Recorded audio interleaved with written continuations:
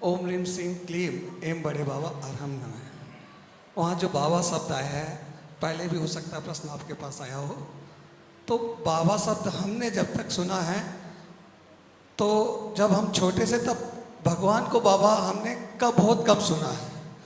हो सकता है बाबा का अभिप्राय भगवान से लिया हो, मगर अब जब बहुत ज़्यादा प्रचलन में अभी ये बाबा शब्द हमारे धर्म में हम सुनने को आ रहे हैं, तो ऐसा लगता है कि जो अन्य मत में बाबा शब्द आया है, तो उससे थोड़ा सा हम तो कहीं आगे जाकर थोड़ा सा आपका इसमें मार्गदर्शन देखिए क्या उचित है। जब मंत्रों का उच्चारण करते हैं तो मंत्रों के लेखन, मंत्रों के उच्चारण, इनके लिए भी व्याकरण और नियमावली दी गई है। श्रावक क्या करते हैं कि अपने ही मन से कोई बीजाक्षर जोड़ दिया, कोई घटा दिया, तो न्यून और हीन करने से काम बिगड़ जाता है। और व्याकरण मंत्रों की स्वतंत्र है। बाबा शब्द जो है तो ना वो हिंदी है, ना वो संस्कृत है, ना वो प्राकृत है। संस्कृत प्राकृत दोनों को मिलाकर के भी मंत्र बना सकते हैं, इसमें भी कोई मना नहीं है। उच्चाटन आदि विधि करते तो दोनों को मिलाते हैं।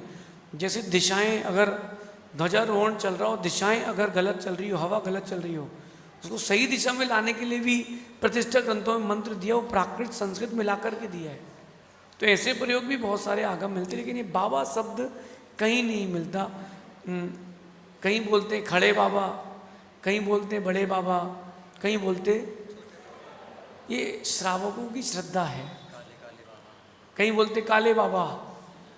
तो ये अन्य मत से प्रभावित होकर तो ये देखिए कहीं ना कहीं से बाहर की हवा तो लगी है, लेकिन ओम ह्रीम श्रीम क्लीम एम अरहम, ये सबसे महत्वपूर्ण और सबसे पावरफुल बीजाक्षर हैं। इनकी आराधना से बहुत कुछ मिलता है।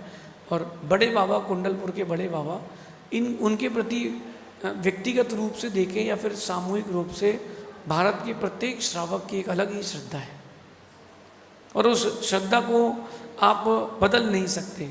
तो वो जो मंत्रों का प्रयोग चल रहा है वहाँ पर, भले ही वो करते रहें, मेरे हिसाब से तो बदल देना चाहिए, लेकिन बदलेगा नहीं क्योंकि श्रद्धा में बैठ चुका है।